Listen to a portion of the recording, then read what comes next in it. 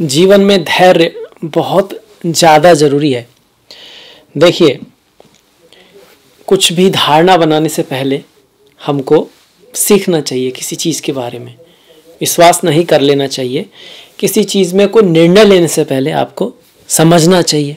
ऐसे ही नहीं किसी ने कह दिया और आपने मान लिया, और किसी बात का बुरा मानने की बजाय, चाहे वो अपनी मम्मी पापा हों, वाइफ हों, आपके बॉस ही क्यों ना हो, उसकी स्थिति को समझने की आवश्यकता ज़रूरी है। और इस सब के लिए क्या चाहिए? धैर्य चाहिए। इसीलिए हमारे शास्त्रों में धैर्य को अत्यधिक महत्व दिया गया है। इसी विचार के साथ अब हम बढ़ते हैं कि मीन जो राशि है, पाइसिस वाले जो लोग हैं, उनके लिए क्या लेकर आया ये विशेष महीना नवंबर का। विशेष क्यों? कि बहुत बड़ी घटनाएं इसमें हो रही हैं। राहु का केतु का परिवर्तन इसमें हो रहा है। राहु केतु बहुत ही महत्वपूर्ण है। शनि वक्री से मार्गी हो रहे हैं। शनि भी बहुत महत्वपूर्ण ग्रह हैं। तो आप कह सकते हो कि महत्वपूर्ण ग्रहों में से 3-4 ग्रह हैं आपके, गुरु हैं, राहु हैं, केतु हैं और शनि है। उनमें से राहु केतु और शनि का बहुत बड़ा गोचर इस महीने रिजल्ट लेके आ रहा है, बदलाव लेके आ रहा है। खैर, ये जो बदलाव है वो आपके लिए क्या लेकर आएगा, चाहे वो आपका करियर है या बिजनेस है ना, काम धंधा है, पैसा है, या फिर प्रेम प्यार परिवार, इन सब की बात है, शादी की बात है, धन की बात है, या फिर आपके माता पिता, रिश्तों की बात है आपके, या फिर स्पिरिचुअलिटी अध्यात्म की ही बात क्यों नहीं है, स्वास्थ्य की बात है, सबके बारे में बातें करेंगे। ये भी देखेंगे कि भाई क्या कर सकते हैं, कर्म की दृष्टि पर किन बातों का थोड़ा सा ख्याल रखना है, कोई रेमेडी है तो वो क्या रेमेडी है। और ये जो इवेंट होंगे वैसे तो एक लिमिट में होते हैं कि 15 दिन में कभी भी हो सकते हैं, और फिर भी एक एग्जैक्ट डेट कब इनका चांस सबसे ज़्यादा बनता है, बाकी आपकी जन्मकुंडली के आधार पर थोड़ा आगे पीछे हो सकता है, उसके बारे में भी बात करेंगे। एग्जैक्ट डेट को ये जो चीज़ हो सकती है वो कब हो सकती है। तो देखिए, सबसे पहले शुरुआत करते हैं ग्रहों की स्थिति से कि कौन सा ग्रह किस भाव में है, किस राशि में है, फिर गणना करेंगे। तो पहले भाव में आप देख सकते हो चंद्र और राहु। ये चंद्र मैंने बस दिखा दिया है क्योंकि आपकी राशि मीन है, तो मीन राशि में ही आपका चंद्रमा होगा, जाहिर सी बात है। जो वीडियो है मीन राशि वालों के लिए है। अगर किसी का लग्न मीन है तो वो भी देख सकता है, उसको भी चीज़ें मैच करेंगी, क्योंकि हमारे शास्त्रों में तो राशि से भी देखने को कहा है और लग्न से भी कहा है। पर हाँ, वीडियो जो है वो राशि को ध्यान में रख के बनाया गया है। तो राहु और चंद्र जो है पहले ही भाव में है। यहाँ पर 12 नंबर इसलिए क्योंकि आपकी राशि लास्ट है, 12वीं राशि है। गुरु द्वितीय भाव में मेष राशि में गोचर कर रहे हैं। गुरु यहाँ पर वक्री हैं अभी, और साल के एंड तक जो है गुरु वक्री ही रहने वाले हैं। इसके बाद 3, 4, 5, 6 को छोड़ देते हैं क्योंकि यहाँ पे कोई ग्रह नहीं है। सप्तम भाव में केतु के साथ शुक्र बैठे हैं। शुक्र सप्तम के कारक भी हैं, तो आप कह सकते हो सप्तम के कारक के साथ और सप्तम भाव के साथ, दोनों के साथ राहु केतु का संबंध बनता हमको यहाँ दिखता है। अष्टम में देखें तो सूर्य है तुला राशि में, जो छठे भाव के स्वामी है, सिंह के स्वामी है, नीच के हो रहे हैं। तुला में सूर्य नीच के होते हैं। नीच का ग्रह हमेशा खराब हो ऐसा नहीं है, बस उनको हम नीच का कहते हैं। और ये कब तक है? 17 तारीख तक। 17 के बाद यही सूर्य जो है, परिवर्तन तो यही आएगा, आपके भाग्य भाव में चले जाएंगे। और भाग्य भाव में ही आप मंगल और बुध को भी देख सकते हो। बुध 5 नवंबर से फिर 26 नवंबर तक आपके भाग्य के भाव में वृश्चिक में होंगे, तो इसको मैंने यहीं पे दिखाया है। इसी तरह से अगर मंगल की हम बात करें तो वो आपके 16 नवंबर से वृश्चिक में आएंगे। 16 से पहले मंगल की जो स्थिति है वो यहाँ रहेगी। आप इस तरह से भी बांट सकते हो, क्योंकि पहले 15 दिन लगभग ये ग्रह यहाँ पर हैं और 16-15 को फिर आगे यहाँ पहुँचते हैं। इस तरह से हम देख सकते हैं। दसम एकादश खाली, 9th 10th आपका खाली है, माफ कीजिएगा 10th और 11th खाली आपका। और जो 12th भाव है, जो कि द्वादश भाव है, उसमें शनि महाराज बैठे हैं। अब यहाँ पर बड़ी घटना हो रही है कि शनि क्या हो रहे हैं? मार्गी हो रहे हैं। हर साल शनि वक्री होते हैं, ऐसा भी नहीं है कि शनि वक्री भाई जैसे कुछ लोग बोल रहे हैं, मतलब बहुत कुछ एकदम बहुत बुरा चल रहा था, अब एकदम दुनिया बदलने वाले। पर हाँ, जब गोचर की बात करें और इस साल की बात करें तो शनि का वक्री होना हर किसी को मदद करेगा, क्योंकि शनि कौन है? कर्म फल दाता है। तो ऐसे में एफर्ट का रिजल्ट नहीं मिल रहा, मेहनत हो रही है पर प्रयास जो है वो नहीं, मतलब जो आप प्रयास कर रहे हो उस गति से आपको रिजल्ट नहीं मिल रहा है। और काम है, जॉब है, बिजनेस थोड़ा सा अटका सा पड़ा है चीज़ों में, रुकी सी पड़ी हैं तो वो चलने लगेंगी शनि के मार्गी होने से। तो ये बहुत बड़ी घटना 4 नवंबर को हो रही है, शनि आपके मार्गी हो रहे हैं। ये तो ओवरऑल हो गया आपके लिए। किसी को दिया हुआ पैसा वापस आ सकता है, आपके लाभ जो कहीं रुका हुआ था किसी कारणवश, मतलब पैसा दिख तो रहा था अकाउंट में पर आपके पास नहीं आ पा रहा था, वो आपका 4 के बाद आ सकता है। इसकी संभावना काफी बन रही है यहाँ पर शनि के मार्गी होने से। अब शनि के मार्गी होने से चूंकि आपकी 7.5 चल रही है तो कोई यात्रा भी हो सकती है, कोई खर्चा भी आपके ऊपर आ सकता है। ऐसे में कोई भी बड़ा निर्णय हम इमोशन में आके ना करें। किसी लोभ है, काम है, क्रोध है, ईर्ष्या है, अहंकार है, या फिर कोई भी ऐसी बड़ी चीज जो मतलब जब हम अपना संतुलन खो रहे हो, जिसकी हमने पूरी प्लानिंग न की हो, सिर्फ किसी के कहने पे कर रहे हो या अत्यधिक इच्छा के कारण कर रहे हो, अत्यधिक लोभ के कारण कर रहे हो, वो बिल्कुल ना करें। तो फिर ये शनि आपका अच्छा रिजल्ट देने वाले हैं, भले ही आपकी 7.5 चल रही हो। शनि का मेन रिजल्ट मतलब 7.5 का जो रिजल्ट है इस माह पे आ सकता है। तो कौन से ऐसे दिन हैं जहां हमें ज़्यादा सावधानी रखनी है, वो है 4, 13, 22 और 14 तारीख। इन दिनों शनि का जो रिजल्ट देने की क्षमता थोड़ी ज़्यादा रहेगी। ऐसे में थोड़ा धन के मामले में लॉस वॉस भी हो सकता है, पर किसी को दिया हुआ पैसा वापस मिलने की चांस यहाँ पे बनता है। इसके बाद अगर दूसरा सबसे बड़ा चेंज यहाँ पर जो देख रहे हैं इस महीने में, विशेष महीना है कि चंद्रमा और राहु, चंद्रमा तो आपके मीन राशि में होते ही हैं, उसके ऊपर से राहु जा रहे हैं। और चंद्र क्या है? चंद्रमा मन सो जाता है। चंद्रमा आपका मन है, और बोलते हैं ना मन के हारे हार है, मन के जीते जीत। हम इस दुनिया मन की आंखों से ही देखते हैं। दुनिया तो सभी के लिए एक ही है। किसी से पूछोगे तो कहोगे दुनिया बहुत खराब है, बहुत संभल के चलना चाहिए, हर कदम पे धोखा है, ये है, और बात उनकी ठीक हो सकती है, उनके एक्सपीरियंस ऐसे रहे होंगे। पर वहीं दूसरी तरफ कहोगे कि भैया दुनिया बहुत अच्छी है और पहले की तुलना में तो काफ़ी पार्शियलिटी ख़त्म हो रही है, लॉज आ रहे हैं और कहीं ना कहीं इजी होती जा रही है चीज़ें। घर बैठे बैठे आप शॉपिंग कर सकते हो, और फ्लाइट्स वगैरह पहले नहीं थी आज हैं, और साइंस भी बढ़ती जा रही है, कपड़ा भी कंफर्ट होते जा रहा है, नई नई गाड़ियाँ आती जा रही हैं, इकोनॉमी ग्रो कर रही है। तो नज़रिया आपका अलग अलग मिलेगा लोगों का, क्योंकि मन की आंखें अलग अलग हैं। वो चंद्रमा के कारण है, और आपके चंद्रमा पे कौन आ रहे हैं? राहु आ रहे हैं। तो एक तरह से तो ये अच्छा ही है। राहु जब प्रथम भाव में आते हैं तो व्यक्ति बड़े सपने देखता है, बड़ी सोच रखता है, और उसकी तरफ प्रयास भी बड़ा करता है, कोशिश भी करता है। बस इसमें इतना ही ध्यान रखना है कि प्रयास तो जरूर करना है, पर उसमें कभी कामना है या क्रोध है या जो भी चीज़ें एक्स्ट्रा एम्बिशन है उसके चक्कर में कोई शॉर्टकट मारने की तैयारी नहीं करनी है। घूमने के लिए प्रेरित करेगा। जल के किनारे मतलब समंदर के किनारे लोग जाएंगे इस साल। दुनिया में भी ट्रैवल बढ़ने वाला है, आपकी लाइफ में भी ट्रैवल आ सकता है, कोई यात्रा की संभावना है।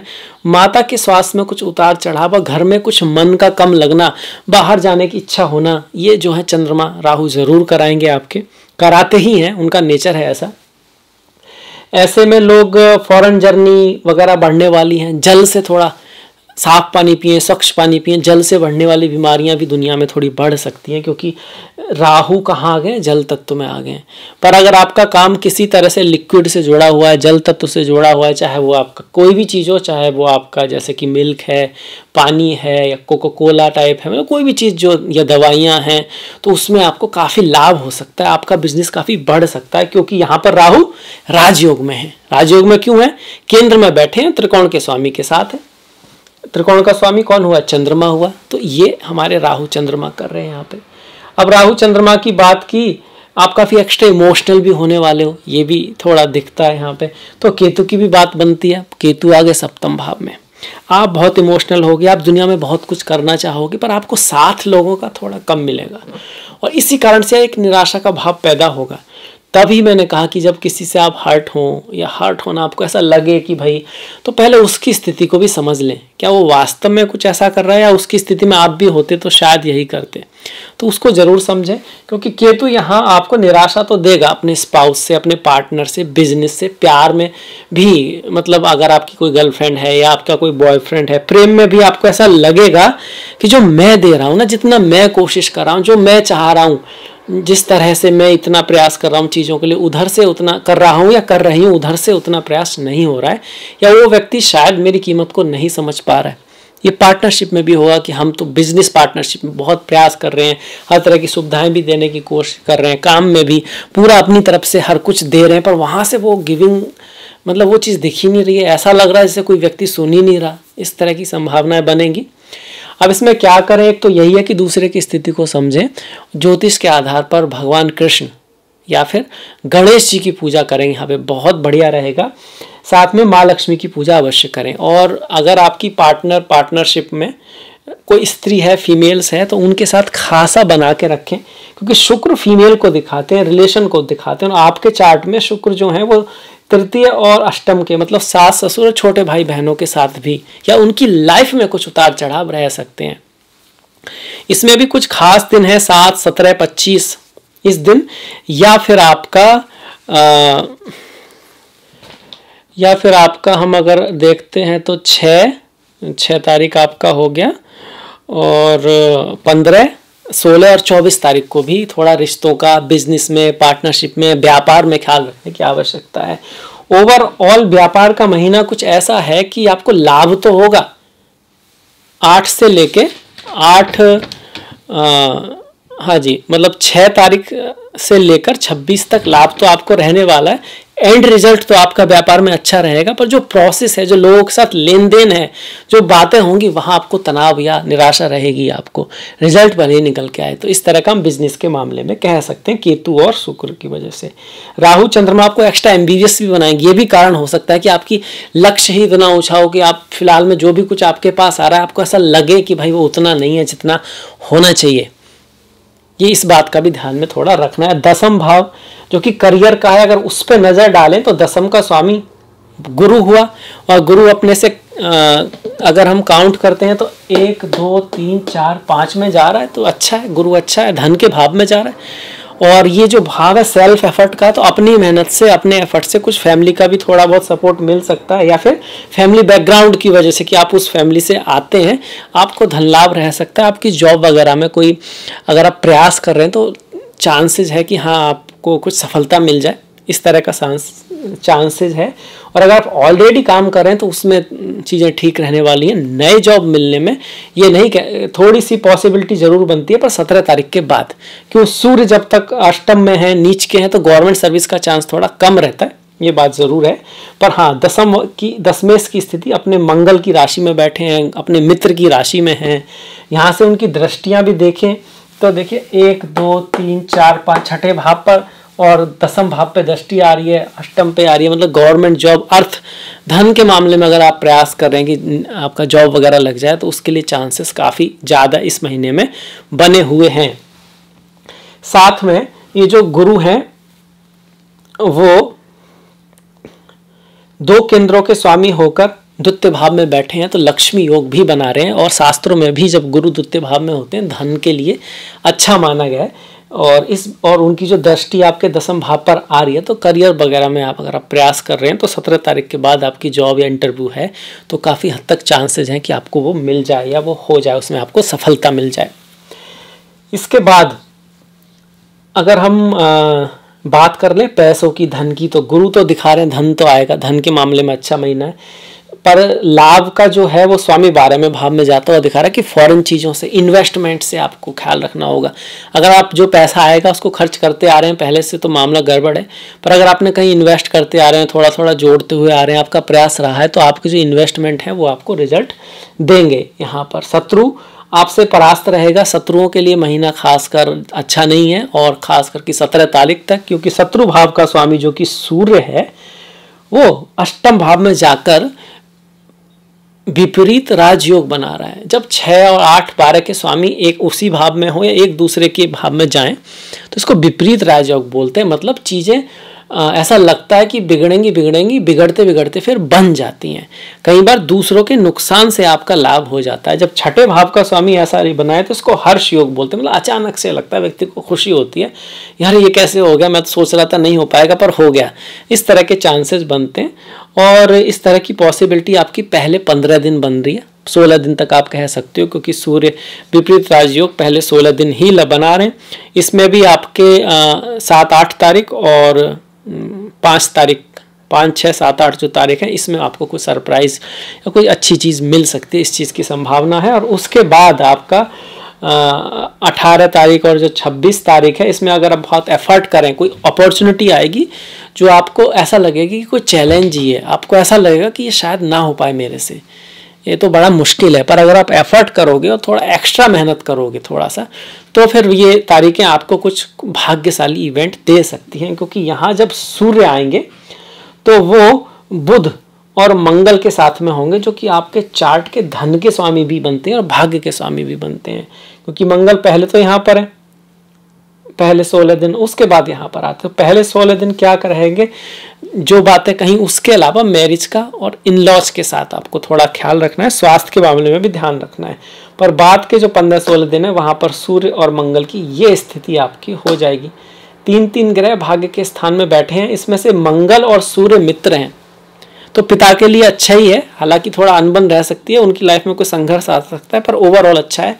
और बुध और सूर्य की भी मित्रता है, पर ये दो काफी गर्म ग्रह हैं और बुध वाणी के कारक है, तो आपकी वाणी थोड़ी सी कटु रह सकती है 16 तारीख के बाद, खासकर कि काम के स्थान पर आप थोड़े से इंडिपेंडेंट हो सकते हैं, आप अपनी तरह से बातें करना चाहेंगे, आप अपनी तरह से जीना चाहेंगे।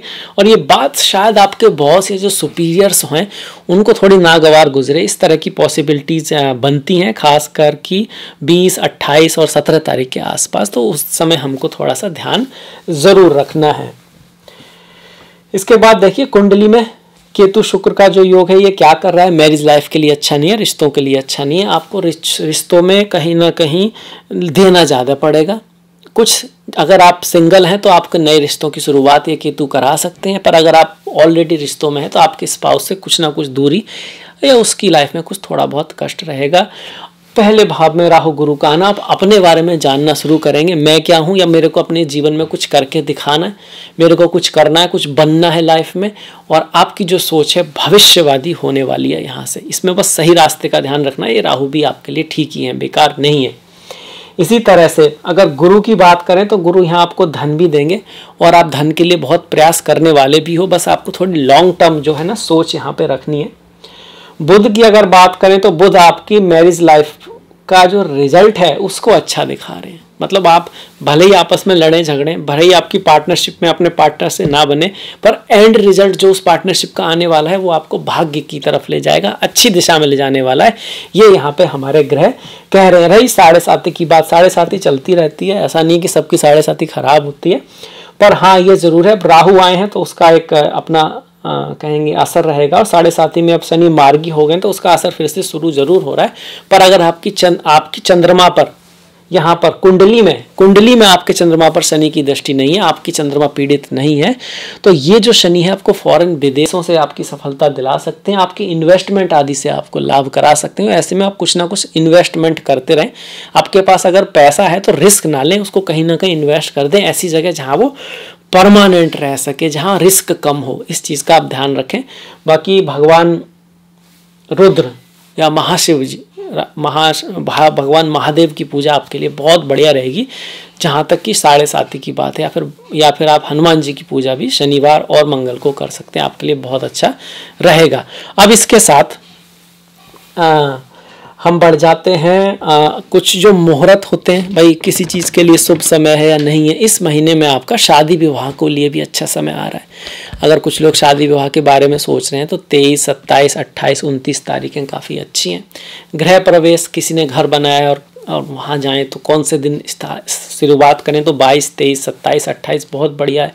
किसी को नाम रखना है अपने बच्चे का या किसी चीज़ का तो 8, 9, 10, 19, 20, 22, 23, 24, 27 तारीख बहुत अच्छी है।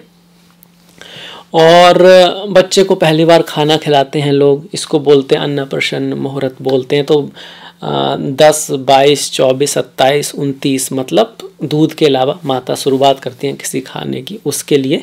इसी तरह से कर्ण भेद कान में छेद, एक हमारे जो षोडश संस्कार है उनमें से एक है, तो उनके लिए 3, 4, 5, 10, 11, 19, 20, 24, 25, 29 ये तारीखें बहुत बढ़िया हैं। कहीं आपको कोई कोर्स ज्वाइन करना है, कुछ सीखना है, इस तरह को विद्या को शुरू करना है, तो उसके लिए आप 2, 3, 10, 15, 24, 29 तारीख आप ले सकते हो। व्हीकल वगैरह लेने के लिए 3, 10, 20, 27 काफ़ी अच्छी है। प्रॉपर्टी से रिलेटेड अगर कोई काम है तो 3, 7, 8, 13, 14, 17, 22 में आप कर सकते हो। तो इसके बाद फिर त्योहारों पे आ जाते हैं, पर इससे पहले मैं आग्रह करूंगा, अगर आपको अच्छा लग रहा है तो शेयर कीजिएगा, लाइक कीजिएगा। अगर आपने अब तक सब्सक्राइब नहीं किया तो ज़रूर सब्सक्राइब कीजिएगा, कमेंट कीजिएगा कैसा लगा, कुछ तरह हम कुछ बेहतर बना सकते हैं, कोई कमेंट ज़रूर कीजिएगा।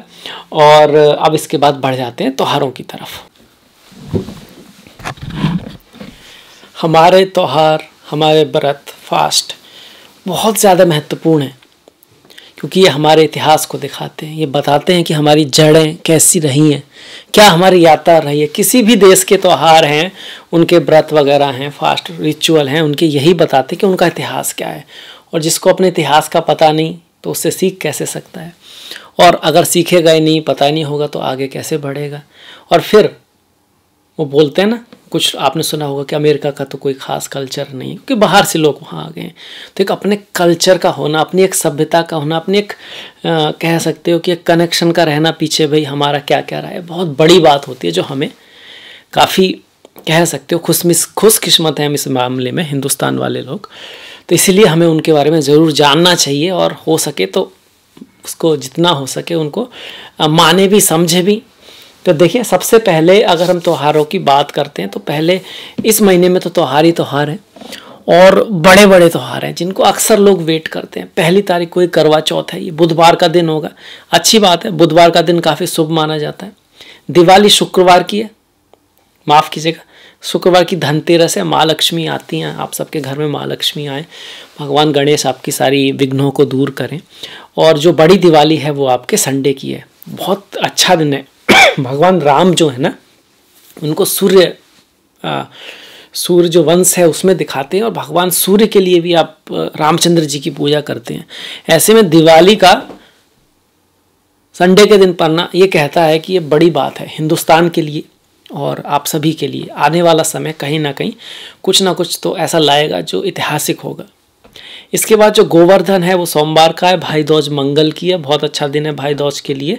और छठ पूजा जो है वो आपके शनिवार की है। डेट की बात करें तो पहली तारीख की आपकी करवा चौथ थी, 10 की धनतेरस, 12 की दिवाली, 13 गोवर्धन, 14 की भाई दूज और 18 की हमारी छठ पूजा हो गई। इसी के साथ अब एकादशी पे आए तो वहाँ भी एक बड़ी बात हो रही है कि दोनों की दोनों एकादशी गुरुवार की हैं, और गुरुवार का दिन नारायण से जुड़ा हुआ है, बड़ी बात है। रामा एकादशी 9 तारीख की और देवोत्थान एकादशी 23 नवंबर की है। इसके बाद शिवरात्रि, यहाँ पर भी दोनों प्रदोष व्रत आपके शुक्रवार को पड़ रहे हैं, 10 और 24 में। शिवरात्रि इस माह की जो है वो 11 तारीख की है, शनिवार का दिन है। अमावस्या और पूर्णिमा दोनों ही मंडे को पड़ रही हैं, सोमवार को पड़ रही हैं। अमावस्या, कार्तिक अमावस्या आपकी 13 तारीख की है, और पूर्णिमा जो है 27 की है। संकष्टी की अगर हम बात करते हैं तो 1 नवंबर बुधवार की संकष्टी है शुरुआत में ही, और फिर जो 30 तारीख है, 30 नवंबर गुरुवार का दिन है, उस दिन भी हमारी संकष्टी है। तो ये हमारे त्यौहार हो गए। और 17 तारीख की संक्रांति है, 17 तारीख को सूर्य जो है परिवर्तित हो रहे हैं, वृश्चिक संक्रांति होगी, क्योंकि सूर्य जो है वृश्चिक राशि में जा रहे हैं हमारे। तो ये हमारे त्यौहार हो गए। आई होप आपको वीडियो समझ में आया होगा, अच्छा भी लगा होगा, तो आप इसको शेयर कीजिएगा और लाइक कीजिएगा, कुछ ना कुछ कमेंट कीजिएगा। अगले वीडियो तक आप अपना ख्याल रखें, अपनों का ख्याल रखें, कुछ ना कुछ बढ़िया देखते रहें, सुनते रहें, करते रहें, क्योंकि कर्म ही हमारे हक में भी है, अधिकार में भी है। और नेक्स्ट वीडियो तक सभी को नमस्कार। आपने अंत तक ये वीडियो देखा, इसके लिए आपका बहुत बहुत धन्यवाद।